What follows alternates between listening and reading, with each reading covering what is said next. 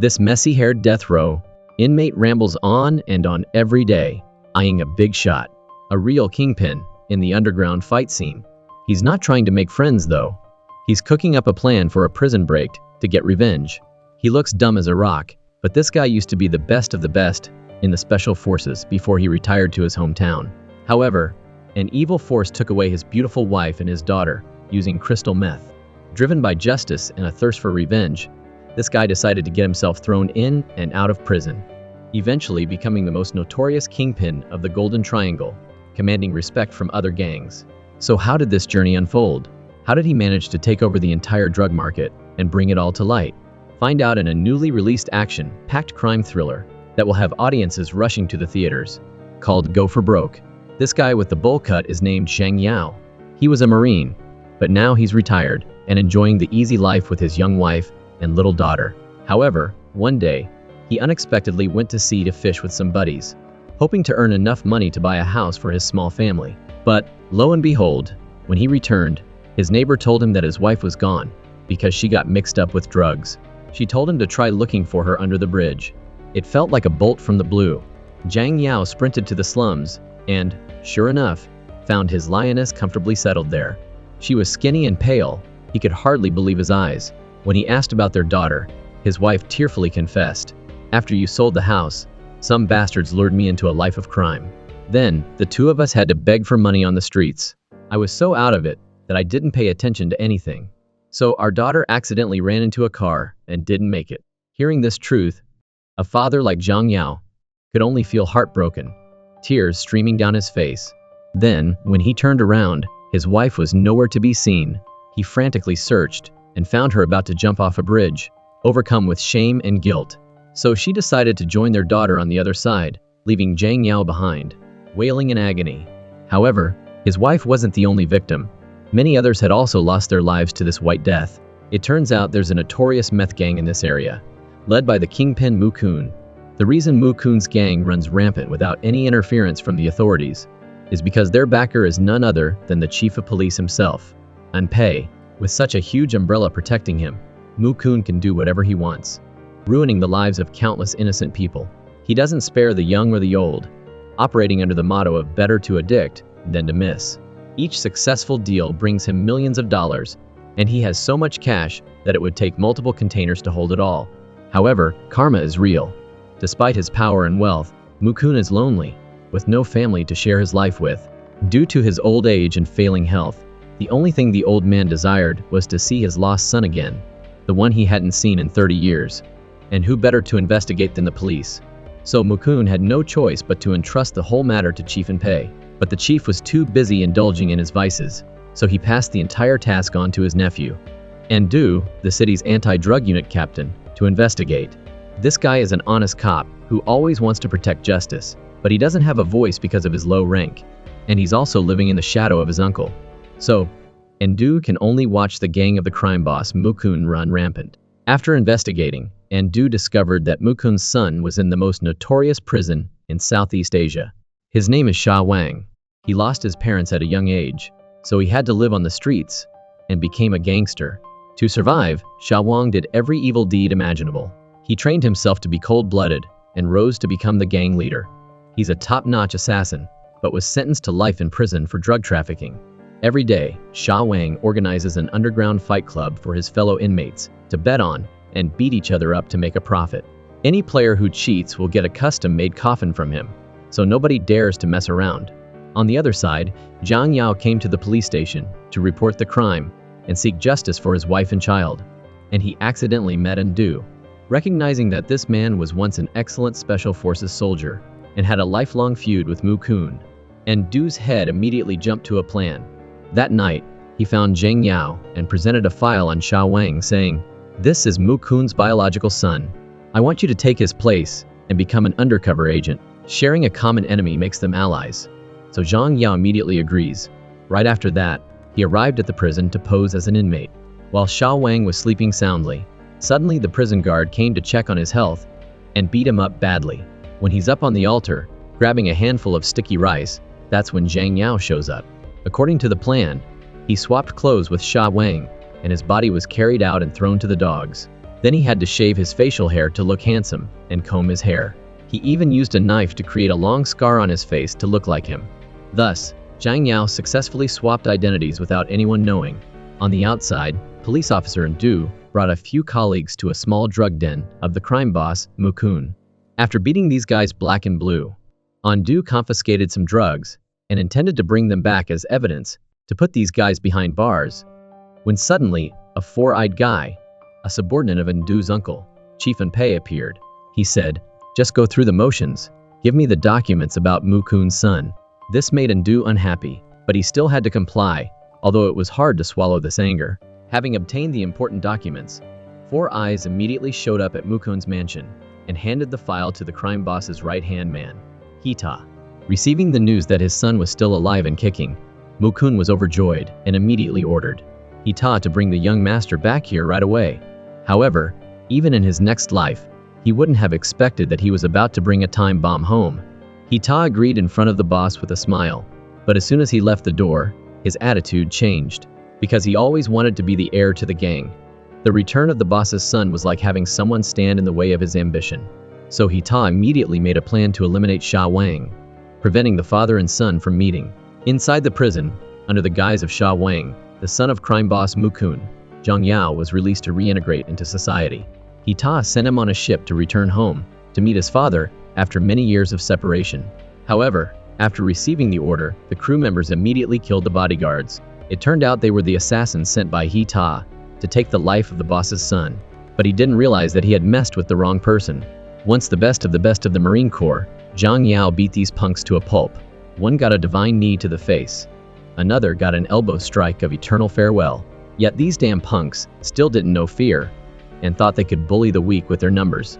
Every move Zhang Yao made was a deadly one. One after another, they rushed in only to be met with a loving blade. Seeing the handsome scarred-faced guy, these two tried to chase after him, but ended up being thrown into the sea to make friends with a dolphin. Finally, Zhang Yao used a rope to strangle the two guys, and jumped down with them to see who was tougher. Suddenly, gunshots rang out. It turned out to be Andu, who had arrived in time to rescue his partner. Seeing the cell phone of the gang leader, Zhang Yao picked it up and temporarily pocketed the lost item. Andu boarded the boat and reminded Zhang Yao to be very careful when impersonating Mukun's son, as any mistake could cost him his life. Quickly gather evidence and coordinate with me from inside and out to bring his crimes to light and cleanse this city. However, Zhang Yao wondered, "What about your boss, the chief?" "You don't have to worry. I've contacted the head of the National Anti-Drug Bureau. He said it doesn't matter who it is. Anyone who commits a crime will be arrested." Then Andu gave Zhang Yao a photo and continued, "He's Ballet, the guy who recently dared to steal Mukun's drug shipment. You should quickly resolve this matter to score points with him." After saying that, Andu got into a speedboat and left, pretending they didn't know each other. At Mukun's mansion, Hita realized his assassination plan had failed and was extremely worried. Knowing something was wrong, he sneakily slipped his phone into the pocket of the bald guy, who was considered the most arrogant in the gang, to use him as a scapegoat. Sure enough, just a minute later, Zhang Yao, in the role of Mukun's son, arrived at this place. He acted like a madman, fearing neither heaven nor earth, true to Sha Wang's unruly nature. Pulling out the knockoff iPhone, he picked up on the boat. Zhang Yao secretly called the person who ordered his death, and sure enough, the sound came from the bald guy. Seeing a phone ringing in his pocket, this guy was confused. Then Zhang Yao said, "You dared to order a hit on your grandfather?" Without another word, Zhang Yao rushed in and beat him up without mercy. The bald guy couldn't resist, and before he could get a word out, Hita blasted his head open to cover his tracks. Hearing the gunshot, Mukun immediately appeared to control the situation. Then he called Zhang Yao up to meet his heir. Seeing that his flesh and blood was a fierce and arrogant person, a chip off the old block, made him extremely pleased. However, Mukun was also very cautious. He cleverly took Zhang Yao's blood to test the DNA, then gave it to the nurse to send the sample for testing. Hita quickly went to meet the boss, explaining that he acted only out of necessity, because the bald guy intended to kill the young master. But the decision on how to handle it was up to the boss. Mukun thought for a moment and didn't take action, even saying, "In the future, the gang's future depends on you and Sha Wang. I absolutely will not let anyone harm you two." The old fox was both carrot and stick, meaning to warn Hita not to do anything foolish, especially touching his son. That night, the results of the DNA test came in. Sure enough, Mukun was thrilled to finally have an heir to carry on his lineage. After that, he solemnly announced in front of all the guests that Xiao Wang was his long-lost son, and asked everyone to take care of him. Moreover, Mukun also gave the gold Buddha pendant necklace that he always carried with him to his son, which made He Ta somewhat jealous because he was about to be dethroned. It turned out that Andu and Zhang Yao had anticipated this, so they had prepared Xiao Wang's blood in advance to put on his face. So the test results were a perfect match. During dinner that night, while everyone was happily enjoying their meal, some loose-lipped guy decided to probe. Zhang Yao, how did you used to do in the drug business? His answer was perfect. Take risks. Get big rewards. No risk, no reward. If you want to succeed, you have to go through bitter and sweet. If you don't work and still want to eat, you can only eat dirt. Indeed, to impersonate Xiao Wang, Zhang Yao had thoroughly researched the drug market so as not to reveal any loopholes. Right at this moment, Andu mentioned that he had found the whereabouts of the person who stole the shipment the other day. It was the gang of the crime boss, Ba Lei. Currently, they were hiding in the Kowloon walled city building to quickly gain a foothold in the gang, and according to the plan previously laid out, Zhang Yao immediately volunteered to take care of this matter. Seeing that Kowloon walled city was an extremely dangerous place, Mukun worried about his son's safety and ordered He Ta to send people to protect Zhang Yao. The next day, Zhang Yao and a few of his henchmen arrived at the dark building of Kowloon walled city. Indeed, this place was extremely scary, old and dilapidated, and a cradle of crime. The addicts here indulged in all kinds of different vices, from drugs to prostitution, to contract killing. Everything was available. However, as an excellent special forces soldier, he was not afraid. As soon as Zhang Yao entered Ba Lei's room, the henchmen outside immediately closed the door, leaving him alone to face. Having the preference to dance to any music and accept any challenge, Zhang Yao turned off the music and approached, saying, "You dare to steal my father's goods?" Ba Lei sneakily pulled out a gun, but Zhang Yao quickly disarmed him and shot the surrounding guys before they could react. Taking this guy hostage, he shouted at the henchmen to drop their weapons. He was about to collect the guns when Ba Lei lunged forward to attack. The two struggled, shooting wildly. Yet, the henchmen outside didn't rush in to rescue their boss. Ba Lei knocked Zhang Yao's gun away, and the two engaged in hand-to-hand combat. Even two of the henchmen joined in to gang up on him. However, with his close combat ability and flexible improvisation, Zhang Yao gave Ba Lei an elbow strike, making his mouth bleed. One guy tries to choke him with a rope, but he throws a punch to the ribs to break free, then knees him flying. Ba Lei comes at him with a knife, but Zhang Yao jumps up and flips him head over heels, then locks his shoulder. He follows up with a kick that sends him blasting out. Cool as an apple, Zhang Yao chases after Ba Lei, kicking a barrel that nearly sends him headfirst into the ground. Learning to fly. Cornered, Ba Lei begs Zhang Yao for his life, promising to be his loyal dog forever. Zhang Yao raises his gun, but then He Ta's goons behind him all aim their head at him. A gunshot rang out, but it was unclear which side was hit. At the mansion, Mukun was anxiously waiting for his son to return. Indeed, Zhang Yao did not disappoint him. He was still alive and kicking, which made the bastard He Ta furious. It turned out that Andu had sent people in time to rescue his partner, so He Ta's group of assassins never returned. Instead, Ba Lei appeared with the stolen goods. Zhang Yao said, "I have reformed this guy, and he is now one of us." Seeing that, He Ta angrily pointed his gun at Ba Lei, but Zhang Yao was not one to be easily intimidated. Mukun immediately ordered him to put down his gun and spoke up to protect his son. Xiao Wang not only recovered the shipment, but also recruited talent to his side. He was truly a capable person. After that, he declared that from now on, Xiao Wang would take over the gang's business. The next day, Zhang Yao, acting as the kingpin's son, immediately went to take control of the territory. He was surprised to discover that Mukun had a vast farm growing cannabis. When it was harvested, it was immediately processed on site while fresh and packed into containers for export all over the world. Wherever Zhang Yao went, he secretly sent the location to Andu. Besides that, he was very clever in changing the way of doing business, bribing many high-ranking officials with golf clubs made of pure 9,999 gold. Transactions with neighboring countries via waterways made even the police helpless. He didn't forget to take a few selfies as evidence. After innovating the business, it brought in huge profits, far exceeding the previous months. In just a short time, Zhang Yao had impressively asserted his position. Right after gathering all the evidence, he hands it over to Andu, telling him to quickly build a special coffin for Mukun. Zhang Yao was getting impatient, but Ndu said, "As long as my boss, Chief Anpei, is protecting Mukun, it will be very difficult to take action. To pull weeds, you have to pull them out by the roots. I know Mukun has a secret room where he keeps a lot of money and drugs. More importantly, he hides all the evidence of bribing officials there. Only when we have it in our hands can we bring everything to light and sweep this city clean. I need you to perform one more play to spark a war between Mukun and Anpei." After saying that, he gave Zhang Yao a phone to carry out this plan. That night, Ndu brought all the evidence that Zhang Yao had collected to his boss, the chief, with the aim of letting him get a hold of a new rising star, Sha Wang. Anpei didn't forget to remind his nephew, "As a man, you don't need to care about good or bad. As long as you're strong enough, you can trample others under your feet." After finishing up, Ndu was heading out when he spotted the woman of his dreams sitting there, taking a drag from her cigarette. It was Nancy, the concubine of his boss, the department chief. She was constantly abused by him and treated like a slave, which made Ndu's heart ache for her. 5 years ago, Nancy's father, a narcotics officer, had refused to take a bribe from Mukun. As a result, the old drug lord had him brutally murdered using crystal meth. To protect her life, Nancy had to rely on Chief Anpei and endure humiliation every day.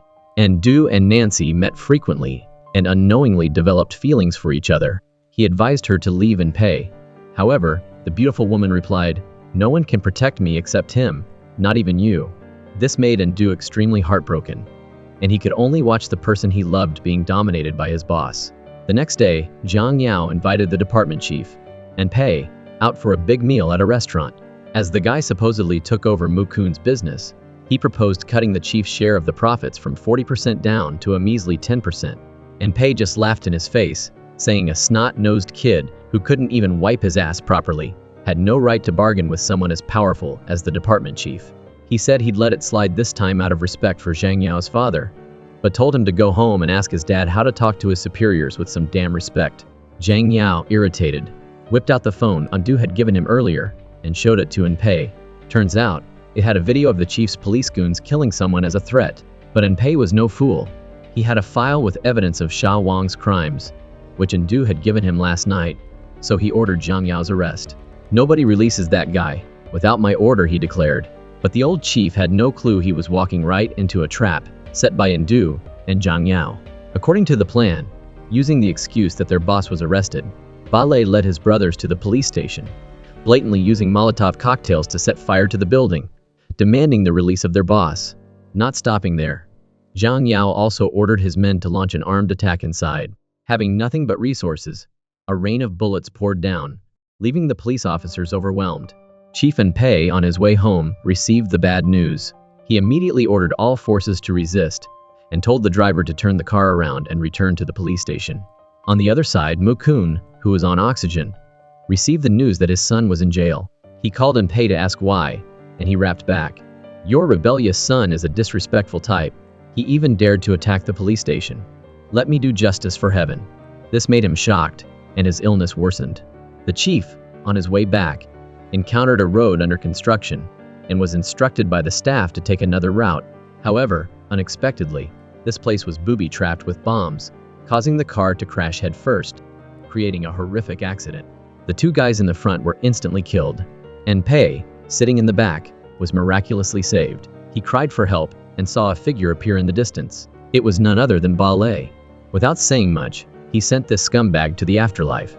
At the police station, after turning the place back to the Stone Age, everyone retreated. Ndu, taking advantage of the chaos at the police station, went in to release Zhang Yao and said the plan had changed. Mukun was in critical condition and likely wouldn't live until tomorrow morning, so he had to know the location of the secret room and the password before he passed away. Zhang Yao returned home and saw that the elders were all sitting there, ready for a funeral. Before taking his last breath at his hometown's funeral parlor, Mukun handed over his lifelong career to his son, and especially the secret room containing a treasure. It was located on the top floor of the Mukun building. Rotate the tiger on the bookshelf to open the door, and the password is written behind the Buddha pendant. He thought he could finally rest in peace, but Zhang Yao leaned down and whispered, "Sha Wang, your son, died in prison. I did all this to avenge those whose lives were ruined by your drugs." Mukun was furious as he realized he had been tricked. He tried to retrieve the Buddha pendant, but was helpless and passed away unwillingly. Zhang Yao went outside, and the lawyer announced the boss's will, ceding the throne to Zhang Yao, or rather, Sha Wang, his son. As soon as he finished speaking, the lawyer dropped dead from eating a bullet from He Ta. He had served the gang for 27 years, so he couldn't accept this fact. I am the one who should be the leader. Anyone who stood in his way was shot by He Ta. He'd planted his guys around the place, so they immediately started to purge the gang.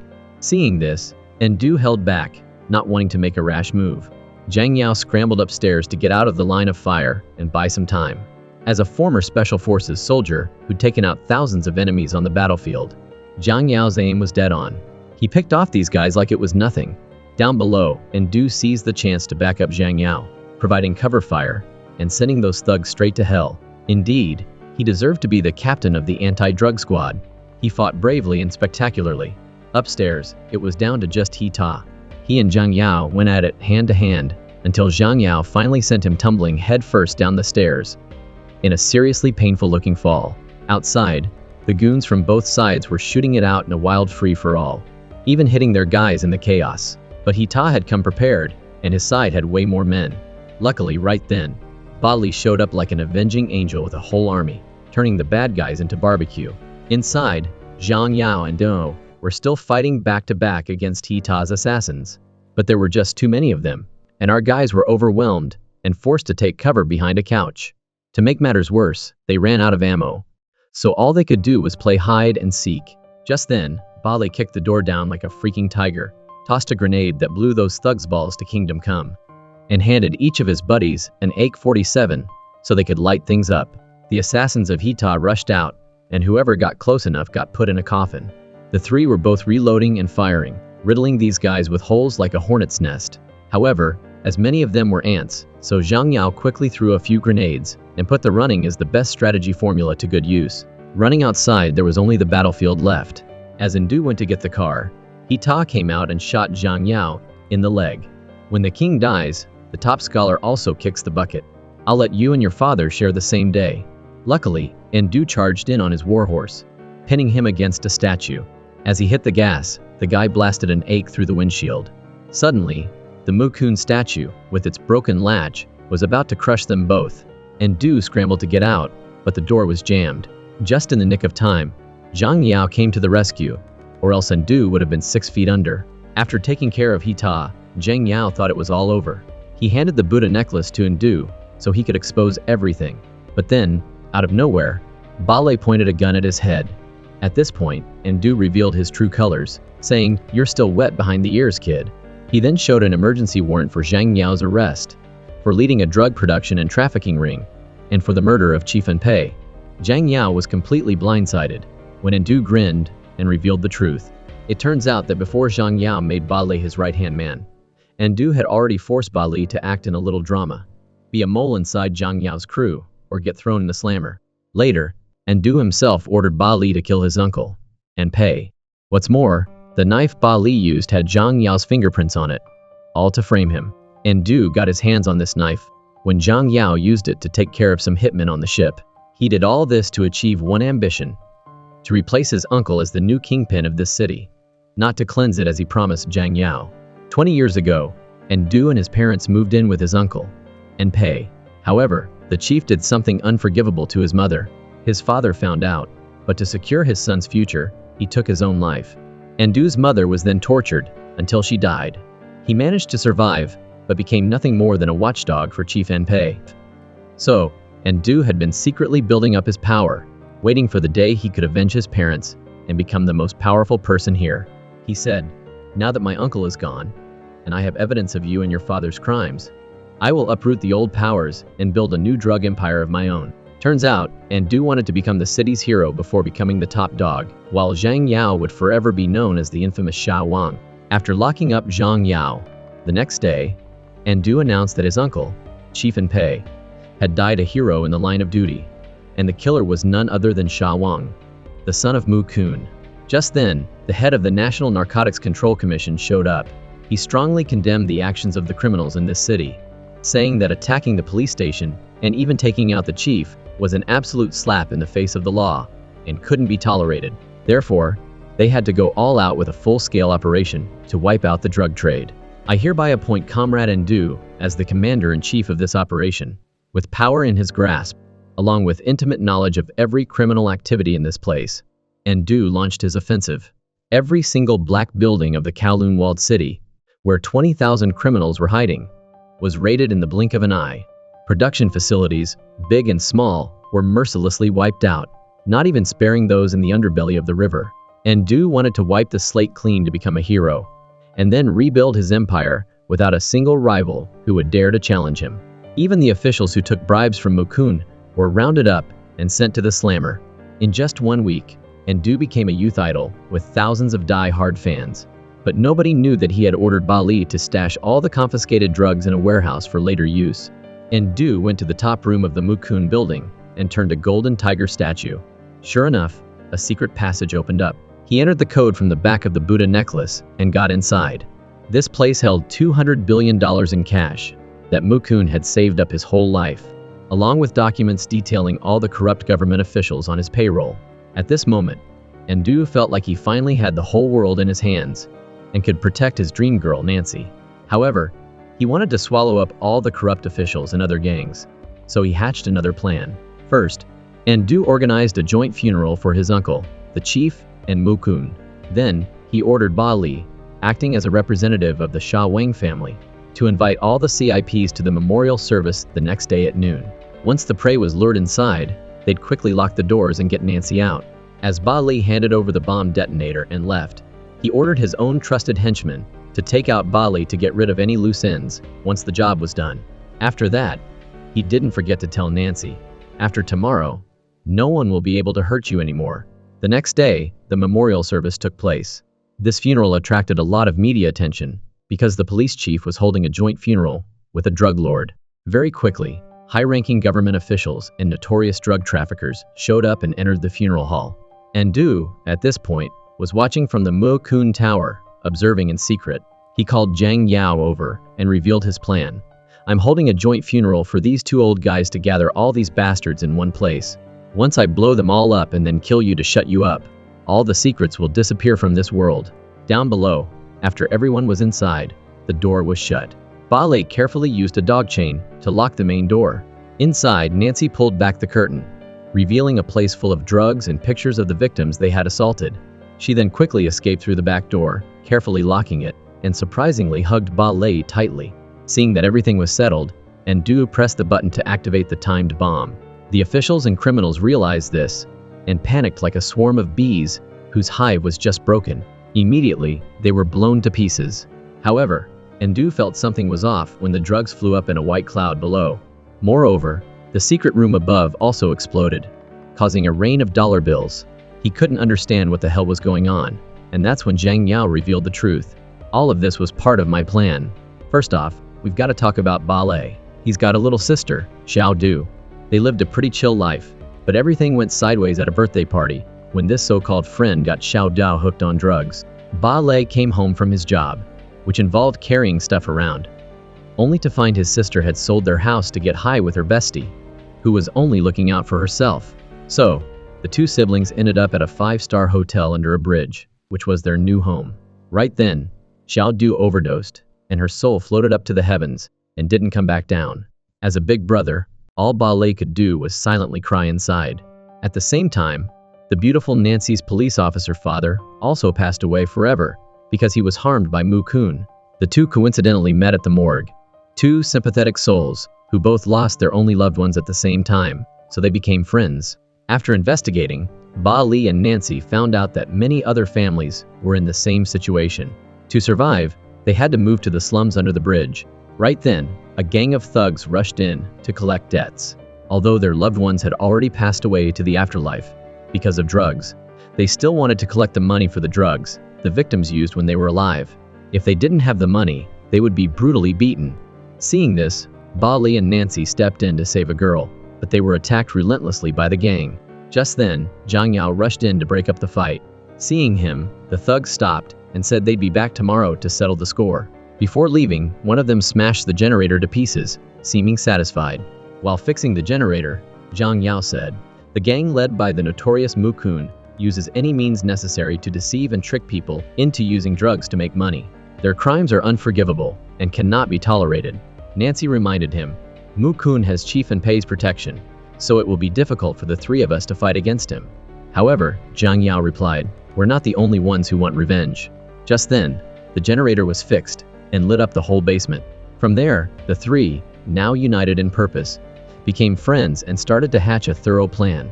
First up was the beautiful Nancy. She used her charm to get close to the chief, even sacrificing her innocence for the greater good. While doing so, Nancy overheard Mukun asking Anpei to help find his lost son. She also discovered that the chief's nephew, Andu, deeply hated his uncle and had ambitions to take over and rule the area himself. Identifying Andu as the key to their plan, Nancy got close to him, using her charm to win his affection. Now aware of the weakness between the uncle and nephew, she relayed the information to the two guys to strategize. Seeing this, Zhang Yao took the initiative to approach Andu, convincing him to help him become Sha Wang, Mukun's son. Ba Li had to force himself to become an addict to execute the plan. Then, he hijacked Mukun's shipment to get his attention. After making his move, he intentionally left a trail for Andu to find him. He fell right into their trap and forced Ba Li to become his informant. It wasn't just Zhang Yao, Nancy, and Ba Li. Many others from the slums also joined in to help with the plan. From the workers who guided the chief into a booby-trapped path, to the engineers at Mukun's funeral, they all worked together to create a tunnel. Then, they moved all the drugs that Andu had ordered Ba Li to bring back, stashing them in the warehouse, to the auditorium where the memorial service was held. On top of that, they also planted bombs in the secret room, containing $200 billion on the roof of Mukun's building, all so that Andu would destroy his empire with his own hands. He thought he was slick, but he was just small time. Andu raged. After today, I can plant weed instead of rice if I want to. So who cares about that measly stash? 200 billion, or even 200 trillion, it's nothing. I just need to kill all of you to cover this up, and this secret will stay a secret forever. Then, he pushed Zhang Yao aside and ordered his men to kill Ba Li and Nancy. The couple knew this was coming, even if they couldn't escape, so they held hands, ready to meet their end. Before they went, Nancy managed to grab the detonator, taking these guys down with them to the afterlife. Before her last breath, Nancy managed to pull out the detonator, ensuring she and the gang went out together. Up above, Zhang Yao looked to the sky, satisfied that he was about to accomplish his plan and be reunited with his wife and child. You lose, Andu sneered as he pulled out a gun and shot Zhang Yao, sending him falling to the ground below, silencing him forever. However, just as he was grinning in triumph, he saw his image being broadcast live on screens everywhere. The voice recorder was installed by Ba Li in the phone that was used to detonate the bomb, while the visuals were captured by a female reporter from the slums. Andu, enraged, fired wildly at the damn person filming him. The head of the National Anti-Drug Bureau gave the order to open fire. Quickly, special forces surrounded Andu. He couldn't understand where he went wrong. All his years of effort were now wasted, leaving him ruined and disgraced. Life's so unfair. So many things just don't go as planned. Mumbling to himself, Andu, finding himself in the same dead end as his uncle, with no way out, raised his gun to fight back. He was instantly showered with bullets, collapsing into the pool filled with dollar bills. After this incident, the government finally paid attention to the slum under the bridge, providing medical services and support to help the residents start a new and better life. The three fallen heroes were not forgotten. A little girl picked a wildflower and placed it on the generator that Zhang Yao had fixed earlier. Zhang Yao woke up from his daze and found himself in a luxurious room. But as he remembered his child, along with Ba Li and Nancy's families, he realized this was heaven. They were reunited, meeting again in boundless joy. This film shows us that corruption can exist anywhere, reaching the deepest levels. But there are always heroes who are willing to sacrifice themselves to fight for what's right. Stay away from meth and social evils, but get close to those with beautiful souls. Let me know in the comments what other movies you'd like me to cover. Bye-bye.